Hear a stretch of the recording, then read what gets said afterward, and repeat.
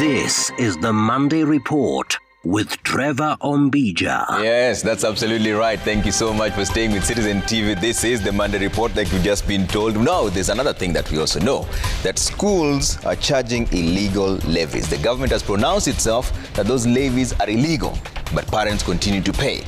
So, what is the solution going forward? This is a conversation we're having with Boaz Waruku, who is a strategy advisor at Elimu Bora Working Group. They have a report on those illegal levies. Maureen Okal is a director at Smile Natoto Initiative, but also a parent. We'll find out from her what are the other options that they have. Silas David Obuhatsa is the National Chairman, Parents Association of Kenya. We'll speak to them in terms of the solutions of all these illegal levies that are being charged in school. And there's also concern from the parents that there's a lot of discrimination that comes with it, that if you don't pay the illegal levies, then your child is discriminated against. Are there any solutions? That's a conversation we're having. We'd like to hear your views at Trevor Ombija at Citizen TV Kenya.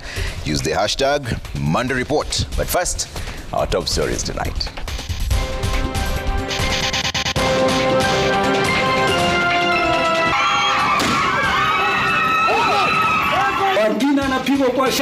What kind of government is this?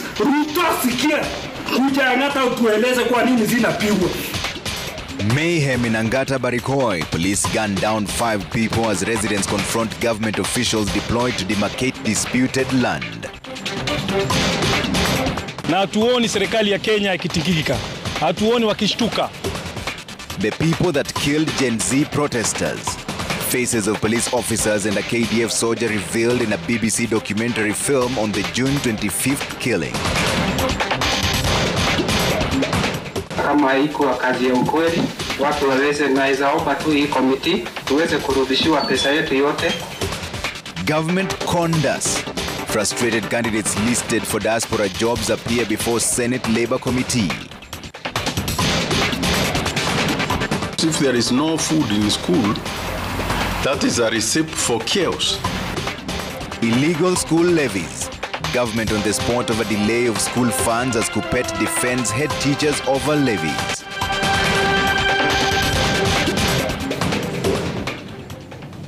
Thank you so much for tuning in. Our sign language interpreter tonight is Njoki Shege. So tonight, the residents of Angata Barikoi in Kilgoris constituency are living in fear as tension remains high following the brutal killing of 5 people who are among those protesting demarcation of a contested piece of land. 15 people, among them 5 police officers, were injured during the violence. The land spanning 6,000 acres is at the center of controversy, leaving a trail of death after police allegedly opened fire on protesters, sparking a deadly confrontation with the locals. Stephen Leto has the details. Where? Why are you killing people? Why are you killing people? Angata Barikoi was on Monday the scene of battle. 5 people were gunned down as they protested the demarcation of a contested land totaling more than 6,000 acres. A peaceful Monday morning suddenly turned chaotic when land officials arrived to conduct demarcation of land that the locals say they hold title deeds to, having been allocated during the late retired President Daniel Arap Moi's tenure. People are dead. And he's talking to me. Watu tano sasa wako chini. As if mumeua nani? Residents of Angata Barikoi gathered and surged towards the fields where the demarcation was to happen. It is here that the violence started, with flaring tensions sparking a confrontation that ended up with 5 people dead. Akia Mungu, watu wanawawa bure kwa shamba yao. Mimi nimezaliwa hapa Angata 30 years. Tukipewa na Moi akaenda. Irate youth blocked roads leading to Angata Barikoi and touched vehicles belonging to the land officials as the bodies of those killed lay at Angata Level 3 Hospital. Officers with arrow wounds were quickly brought to the facility for attention.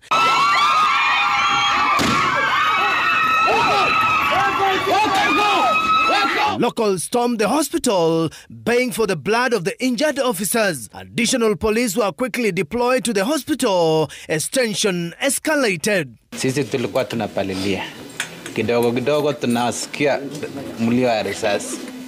Kidogo kidogo watu wameanza kupigwa ovyo. According to the Angata hospital in charge, 4 people were brought in dead and 1 succumbed while undergoing treatment. All had sustained gunshot wounds.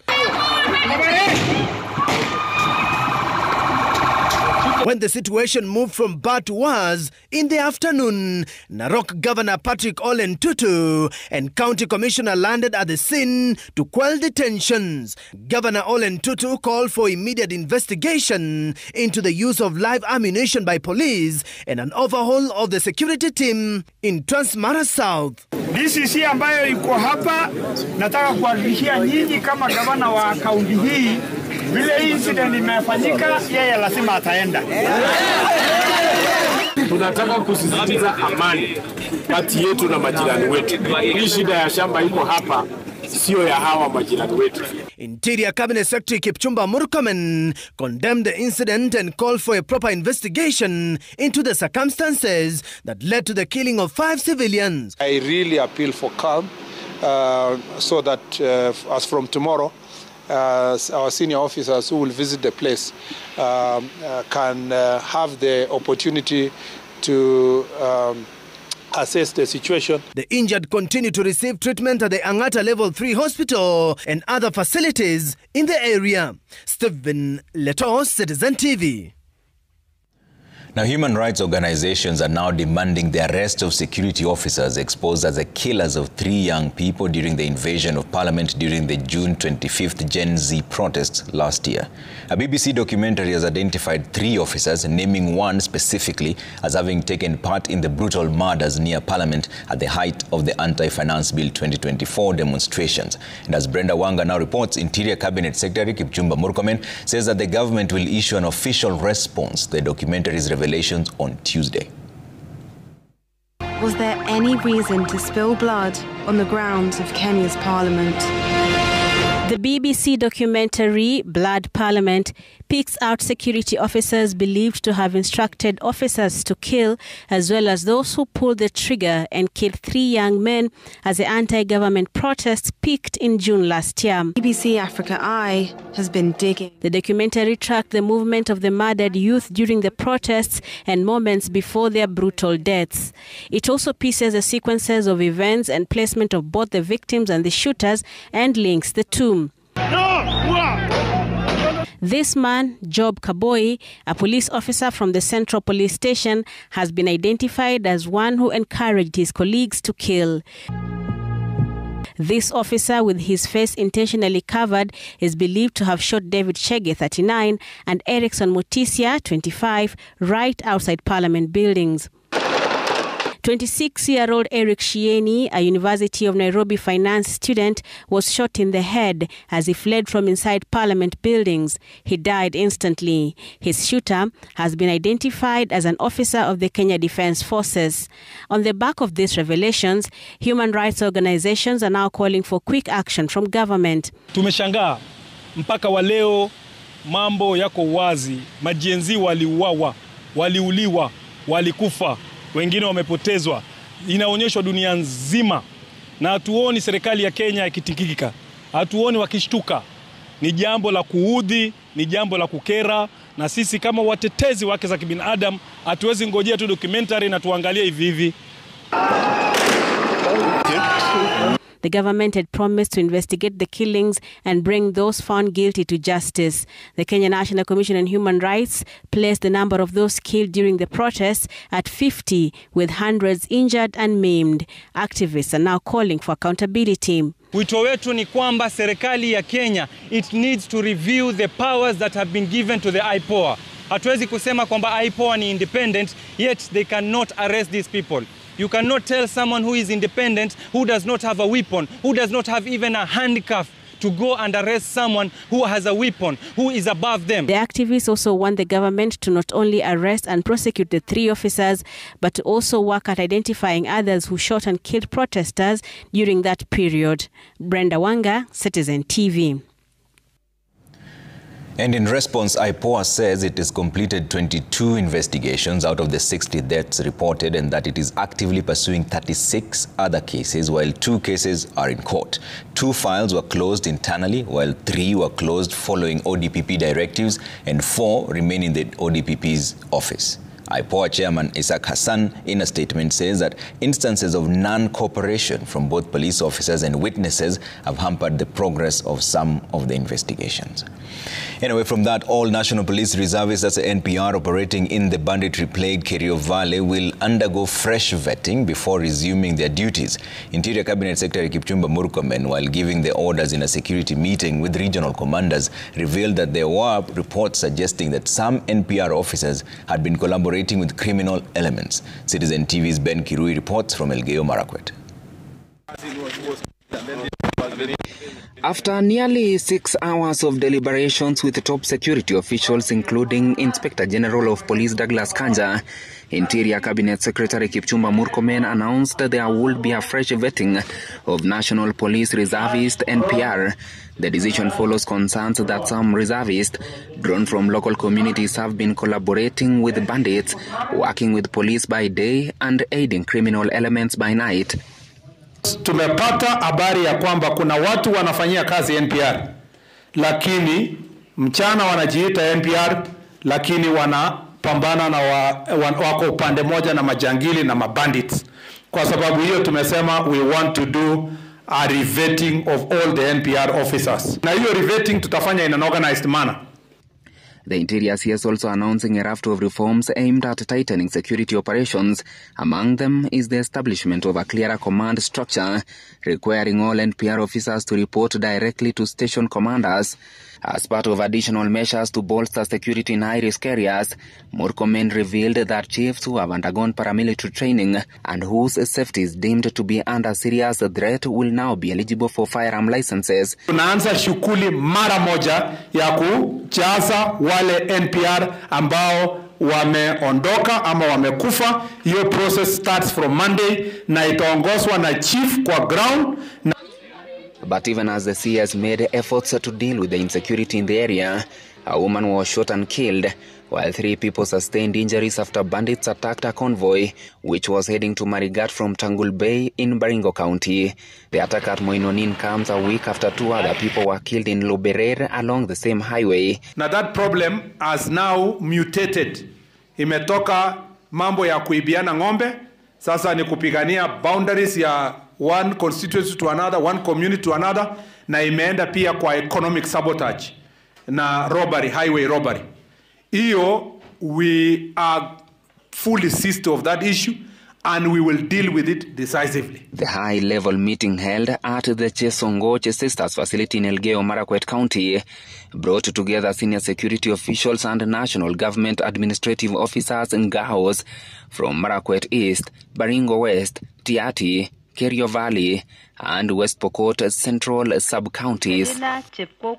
Alongside the efforts to streamline the work of NPR officers, CS Murkomen said that a number of strategies have been rolled out and soon insecurity in this area would be a thing of the past. Ben Kirui, Citizen TV, Kerio Valley, Elgeyo Marakwet. Now, away from insecurity matters, a section of overseas job seekers who are successful in the government's Kazi Majuu initiative recruitment drive now say that they were swindled by the Ministry of Labour, saying that despite having provisional job offer letters, they are still in the country waiting to travel to Gulf countries for the promised jobs more than 6 months later. Emmanuel Toh reports that the distraught job seekers want the jobs or the money they paid out to be the recruitment agencies. They queued for long hours at the Kenyatta International Convention Center and at the Kabete Polytechnic, withstanding the scorching sun during the government's much-hyped Kazi Majuu initiative last year. The successful ones hoping that their search for greener pastures and a promised land was finally over. They were wrong. 6 months later, all they have are provisional job offer letters from the government. Monday, a section of the group was in Parliament lamenting the delay despite paying money to process their departure. Tulipofika hapa Kabete tuliambiwa lazima tulipie medical fee Yeah, around 15,000. Some like Robert Orioki, a driver from Bobasi constituency, Kisii County, were left counting losses after promises to travel to one of the Gulf countries by the end of last year failed to materialize. Hata kutuliambiwa hiyo wakati tuliambiwa hata Christmas hatutakula hapa. Nikasema, sasa baada ya kulipa hiyo pesa tukaongoja Christmas tukakula hapa. Nikasema tena tumekula hapa, wacha tungoje tarehe moja. Wakasema tarehe moja sasa mtakuwa hapa. Their efforts to get a word from the recruitment agencies under the National Employment Authority in the Ministry of Labour proved futile. They tell you, madam is with that process. Ukiwauliza, where is the madam? They don't know where madam is. And when it got out of hand, they say, some of the agencies began refunding the monies to them, some who had paid as high as 55,000 shillings each for the services, saying not all the money was returned. Nikawauliza kwa nini wamenirudishia 37,000 of which hakuna process yenye walinifanyia yenye ilikuwa iko included among the 55,000. They now want the government to refund their money in total or give them the jobs as promised. Kama haikuwa kazi ya ukweli, watu waweze naweza omba tu hii committee tuweze kurudishiwa pesa yetu yote. The Senate Labour Committee is saying it will summon the Labour CS to provide answers on the issues raised by the victims. So I'd like for the committee to do proper research on the offer letters, the refunds, so that we understand who are these players. Tutaita Ministry of Labour na mambo ya hiyo committee ya National Employment Authority.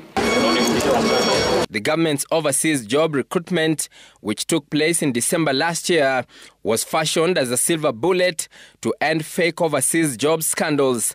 It seems it just could add to the long list of con games in the search for greener pastures. Emmanuel Toh, Citizen TV, Nairobi. Now, schools across the country reopened on Monday for the second term, but a familiar crisis is brewing. School heads are once again decrying the government's failure to release capitation funds on time. And as Mary Mwoki now reports, this funding delay is among reasons cited for additional levies charged to parents, a move that has sparked uproar from various stakeholders, with the Elimu Bora working group putting schools and the government on the spot for imposing what they term as illegal levies on parents for what ought to be free primary and junior secondary school education. As the second term begins, school heads are raising the alarm. Despite classrooms filling up, government capitation remains an unrealized promise. Through their union KUPPET, school heads accuse the Ministry of Education of failing to disburse last term's capitation in full, a failure now pushing many institutions to the brink of a crisis. KUPPET says schools are running on fumes. So far, the government has not found it prudent to pay the capitation to the schools. And yet when politicians talk, they talk about free education. Yet parents are supposed to pay some levies. KUPPET says in order to keep schools running in the absence of government funding, head teachers are forced to impose additional levies on parents, a move they insist is necessary for survival. Mturima wants that without urgent interventions, basic functions will collapse. Principals have no options, because if there is no food in school, that is a recipe for chaos. They will have to charge, because how do you run the schools? And when you close early, you are punished. Parents are siding with school heads, urging the government to release funds promptly to avert disruption. Serikali haipeani pesa yenye inatosha kwa shule. Yenye inapeana mwalimu mkuu akienda kupanga hata itoshi ya kununua rimu. Wamepata shida sana kupata capitation kutoka kwa serikali. Serikali inakawia sana mpaka hata muhuri unaisha bila kutumana hii. Lakini hii ni shida ambayo inaletwa na serikali. The Elimu Bora working group that specializes in education matters slammed schools for imposing illegal charges, but with capitation delays now a constant, school heads insist they are left with little choice. Mary Mwoki, Citizen TV. Now that's a conversation we'll be having shortly, but let's stay with education matters now. The future of thousands of students depending on county government bursaries hangs in the balance as the standoff between governors and control of budget Margaret Nyakango escalates. Murang'a Governor Irungu Kang'ata has filed contempt of court proceedings against Nyakango for defying a court order that allowed counties to disburse the bursaries. Willie Lusige has the details. As schools reopen for the second term this week, a fierce standoff between county governments and the control of budget Margaret Nyakango over a suspension of county bursaries now threatens the education of thousands of students. Murang'a Governor Irungu Kang'ata has moved to court seeking to have control of budget Margaret Nyakango, held in contempt for defying court order to release bursary funds. The Nakuru High Court had on April 8th directed Nyakango to allow counties to disburse the funds before the end of 2024-2025 financial year. Today filed a contempt of court proceedings against control of budget for refusing to orders that were issued by the court in Nakuru. The 47 counties are impacted by this case. The court had permitted the release of bursary funds before the start of the new financial year 2025/2026. This followed Nyakango's directive in January stopping county governments from issuing bursaries, insisting it was a responsibility of the national government. The court said, and I quote, Point 6 of that order, that for clarity and avoidance of doubt, this court hereby clarifies the orders issued by the court on 3rd of February 2025 were only restraining parties from approving fresh bursaries, extending beyond the current financial year, nothing else. Kang'ata now accuses Nyakango of refusing to authorize bursary payments, leaving students stranded just as school reopen, despite counties having already allocated funds for the program. He says governors have been forced to plead with school principals to allow affected students to stay in class as they wait for a solution. The irony is, some counties, Murang'a included, we have the resources and we are ready to support our children, but now this problem. Willie Lusige, Citizen TV, Nairobi. Now, beyond the borders, the conclave to elect a new pope following the death of Pope Francis will begin on May 7th. The Vatican says cardinals present in Rome made the decision on Monday at their 5th General Congregation, attended by 180 cardinals. The conclave will take place in the Vatican Sistine Chapel, which remains closed to visitors during those days. A special mass is expected to take place on May 7th, with the first votes to be cast in the afternoon of the same day. Francis, who died 1 week ago on Easter Monday at the age of 88, was laid to rest on Saturday.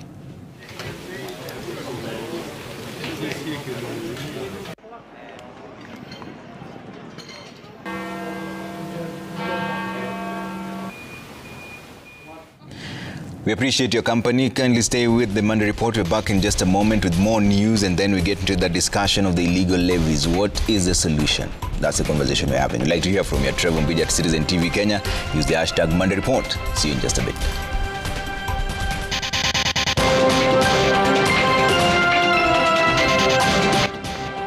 Coming up, we discuss revelation of widespread illegal levies in schools.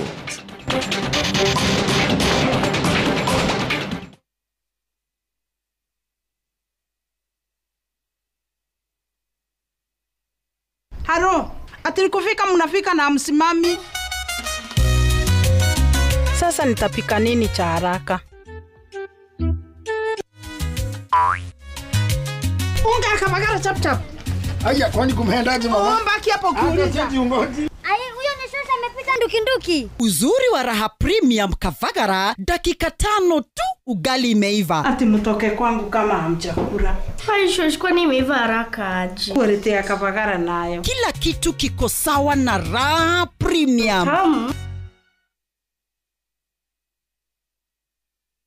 Join us for an unforgettable journey to the world's largest trade fair, the Canton Fair in Guangzhou, China, from 15th to 27th April. Explore thousands of products, meet global suppliers, and experience China's rich culture. Enjoy guided tours, shopping, and local experiences, all while discovering new business opportunities. Enjoy this and more in 9 nights and 10 days, starting from $2,450 per person sharing. Visit viewtravel.com or call and WhatsApp 0703 254 254. View Travel. Dream, explore, discover. Ever wonder what it feels like to have a squad taking care of your every need? This is me, Clint. From the moment I wake up, I've got someone taking care of all my financial needs. Personal or business. That's right, a whole squad. Introducing the Loop Squad. Where I go, they go. It's not an app. It's a lifestyle.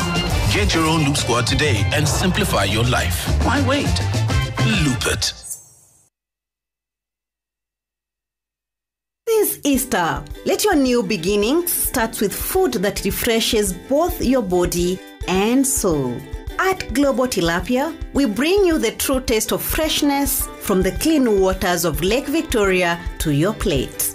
Enjoy our wide range of delicious products, crispy fish fingers, tasty fish nuggets, convenient ready-to-eat fish, and juicy fish balls, all made with love and quality you can trust. Happy Easter from Global Tilapia. Taste the difference. Ever wonder what it feels like to have a squad taking care of your every need? This is me, Clint. From the moment I wake up, I've got someone taking care of all my financial needs. Personal or business. That's right, a whole squad. Introducing the Loop Squad. Where I go, they go. It's not an app. It's a lifestyle. Get your own Loop Squad today and simplify your life. Why wait? Loop it.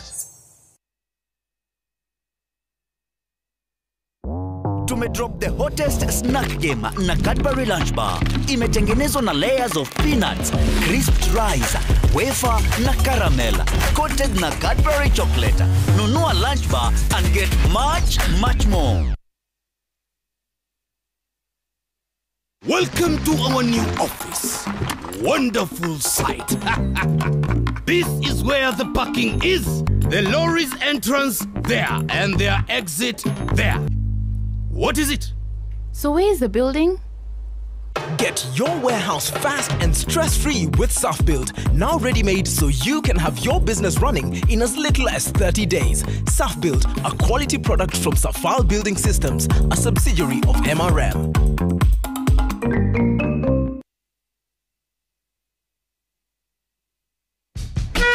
Take them back to school with ease. As schools reopen, we will continue to partner with you to keep their dreams alive. Pay school fees for free at any Equity branch or agent. Buy a banker's check at 100 shillings. Access school fees loans by dialing *247*6# on any network via Equity mobile app or Equitel. Pay for shopping by dialing *247# via Equity mobile app, Equitel, Equity card, Equity Visa, MasterCard or Amex cards. Take them back to school with ease. Equity, your back-to-school partner.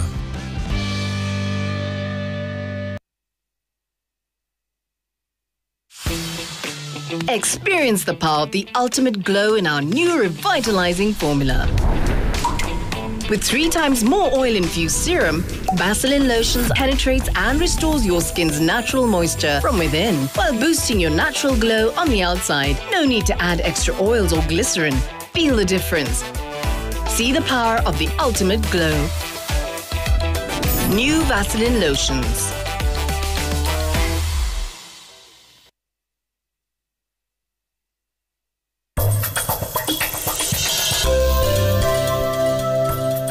By the way, I can see that you're really in love with that girl, aren't you?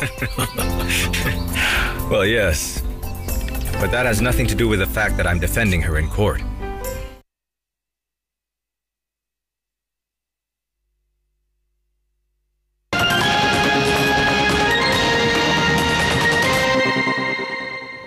Thanks for staying with us. Now, 4 girls have been rescued from their father's custody in Witethia village in Juja, that's in Kiambu County, following shocking allegations of prolonged sexual abuse that have sent shockwaves through the community. Gender, Culture, Arts and Heritage Cabinet Secretary Hannah Cheptumo, who led the rescue operation, revealed that investigations show that the father not only abused his daughters, but also allegedly facilitated abortions to cover up his crimes. Cheptumo has urged Kenyans to remain vigilant and promptly report any suspected cases of abuse, warning that incidents of sexual violence are on the rise. She emphasized that the government has intensified efforts to crack down on perpetrators and deliver justice to the victims.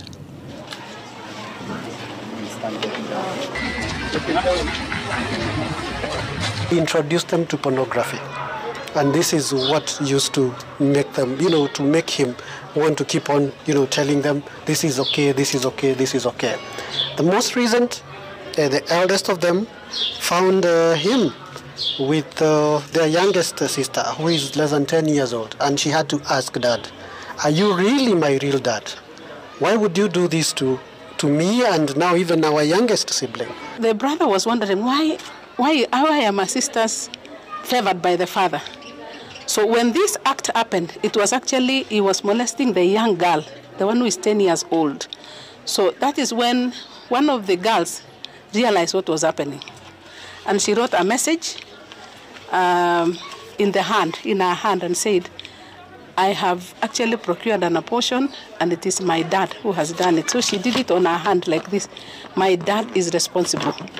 So that is how she was able to pass the message because of the extreme pressure and the frustration that was there. Now, Deputy President Kithure Kindiki has assured Kenyans that no part of the country will be left out in the Kenya Kwanza economic agenda of transformation. Speaking on Monday during his development tour of Samburu County as he commissioned the Maralal municipality market that cost the taxpayers 73 million shillings, DP Kindiki said that every part of the country will benefit from key development projects aimed at transforming the lives of all Kenyans. Earlier on, Kindiki inspected the progress of the construction of Yamo Dam. The project is expected to ease water access to Maralal town and its environs on completion. The Deputy President said that the Rumuruti Power Substation is being hastened to boost electricity supply in Maralal town and the environs to avert frequent outages.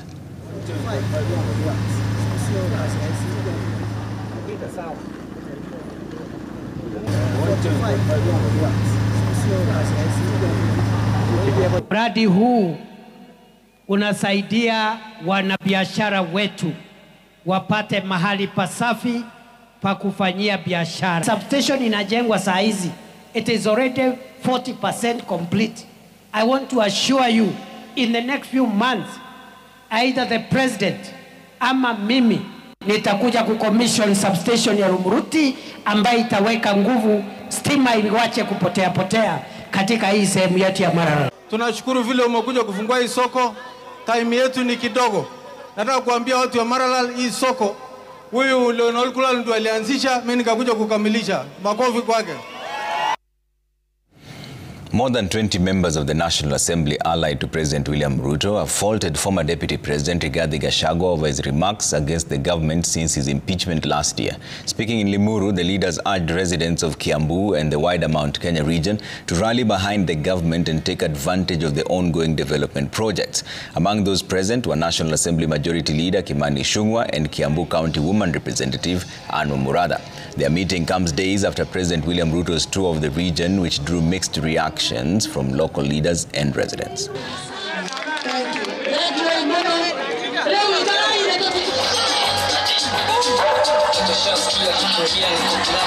Ruto must go is not an agenda. Ruto must go forward with his transformative agenda for transforming the lives of the Kenyan people and most of the people of Limuru, Kiambu and Mount Kenya region. Na mjue hizi program zote ambazo tunafanya ni kwa sababu ya ushuru. Hatuwezi kupata ushuru kutoka nchi nyingine ili tufanye hizi projects. Under the leadership of His Excellency the President, tunataka tuwe na Kenya moja, watu moja, under him, sio?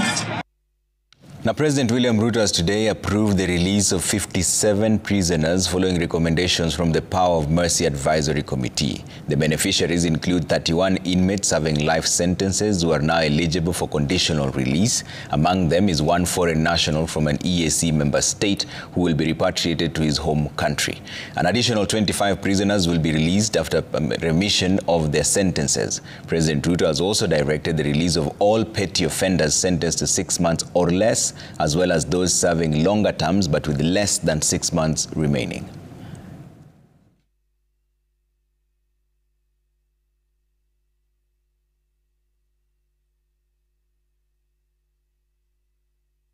All right, on that note, let's take a quick break. When we come back, we're having that conversation on the illegal levies being charged in school. There's an argument that the teachers there don't have a choice, but the parents on the other side say that the government had already said these are illegal levies. So what next? That's the conversation we're having. We'd like to hear from you. Trevor Mbija at Citizen TV Kenya.